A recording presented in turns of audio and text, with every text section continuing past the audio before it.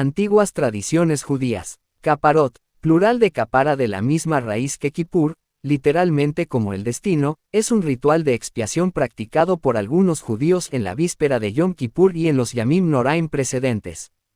Consiste en que, tras la recitación de una serie de versículos de los Salmos y del libro de Job, se agita un pollo, o dinero, sobre la cabeza de un judío, gallina si es una mujer.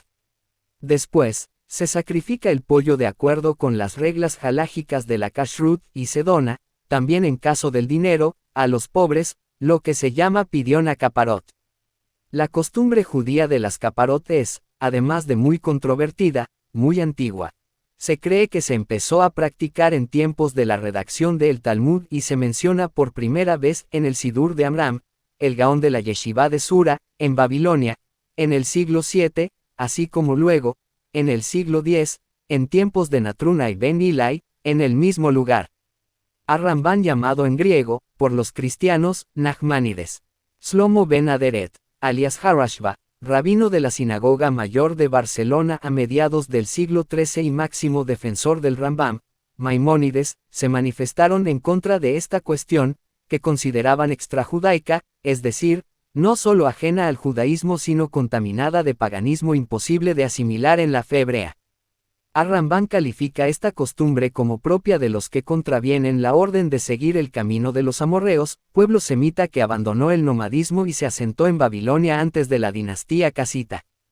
Estos dos rabinos mencionados pertenecen a la era rabínica de los Rishonim, los primeros, pero las ordenanzas y takanot de ese tiempo han sido superadas en 1570, con la creación de una nueva era rabínica, la de los Aharonim, los últimos, que es la que aún hoy sigue vigente para la ortodoxia.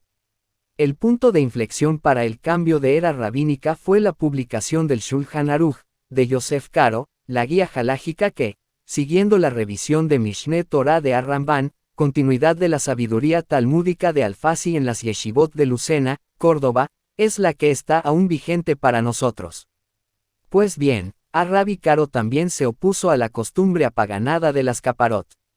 El judaísmo, aunque no lo parezca, no es dogma, sino exégesis. Fuera de algunas cuestiones inamovibles y conceptos intocables como la existencia de Hashem o que la Torá es revelación divina, cuyo cuestionamiento conlleva el castigo del Yerem, la defenestración, el judaísmo es siempre susceptible de ser constructivamente criticado. Y la autoridad rabínica tiene potestad para adecuar las realidades diarias del judío entre permitido y no permitido, las takanot, las ordenanzas. Pero esas takanot son arbitrarias, están primeramente consensuadas por los 3 jueces de un tribunal rabínico, que deliberan sobre precedentes, estudian desde el punto de vista comparativo los conceptos tratados, valoran las bondades de la modernización, etc. Pues bien, no es que el talmudista polaco llamado Moses Isserles tuviera divergencias de opinión con Yosef Karo, instituyendo de forma total la costumbre en el hasidismo lituano, sino que incluso dentro de la misma tradición sefarado-rabínica a pesar de los precedentes en contra, se alzaron voces aún disintiendo del mismo Ramban. Estamos hablando, en primer lugar, de Yaakov Haim Sofer, rabino de Bagdad fallecido en 1939, autor de la obra halágica Kaf Haim, La cuchara de la vida, quien suponemos quería revitalizar las costumbres de los gaones de Babilonia en el siglo VII. Aunque no podemos asegurarlo pero resulta llamativa coincidencia, Marán Rabenu Obadia Yosef, también nacido en Bagdad, pudo haberse basado en las takanot del Bagadad y Yaakov ben Sofer para autorizar la costumbre de las caparot. Esto causó extrañeza en algunos círculos. La explicación que dio fue que era una costumbre tan extendida que por qué no permitir una costumbre que viene de los tiempos de los gaones, sobre todo cuando es una buena razón para donar un pollo a un pobre. En los años 60 del siglo pasado, matizó que se podía hacer siempre y cuando se mantuviera un escrupuloso respeto en el tratamiento halágico de la carne de pollo, pues sería extremadamente ofensivo regalar un pollo no kasher a un indigente. De hecho, incluso cuando Marán se desempeñaba como presidente de todos los Beit Din de Egipto, se aseguraba de ir a los lugares donde se celebraban las caparot, así como al lugar donde se observaba una costumbre similar en Egipto en la festividad de Shavuot, pero utilizando gansos, un animal sagrado para los egipcios antiguos, esto es, Idolatras. Maran caminaba entre los matarifes y revisaba sus cuchillos y los observaba atentamente en sus funciones para que tuvieran cuidado con su trabajo y no se alimentara con comida no kosher a sus compañeros judíos. Fueron varias las ocasiones en las que su vida corrió peligro real por sus múltiples comentarios y críticas a los matarifes y carniceros de la ciudad. De hecho, hubo 3 atentados contra la vida de Maran y se salvó de manera milagrosa cada vez. Cuando aún vivía la esposa de Obadia Yosef, la Rabanit Margalit compraba, unos meses antes de Kippur, algunos pollitos que criaba para poder usarlos en las caparot. Sin embargo, después de su muerte, Maran volvió a la regla del Shulchan Aruch y en vez de pollos usaría dinero para caparot.